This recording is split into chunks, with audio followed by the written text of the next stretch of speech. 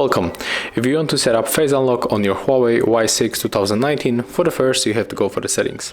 Right now we have to move for the security and the privacy, tap on the face recognition, input your currently logged method, and here you have to read all the description, and then just tap to get started, read all of this stuff and click agree.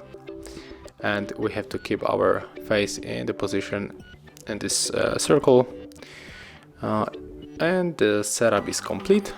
So right now we can try to unlock the device with our face. So let's lock the device, and right now the face is recognition, so right now we can slide to open, and that's how it looks. Thank you guys for watching. Leave thumbs ups, comments and subscribe to our channel.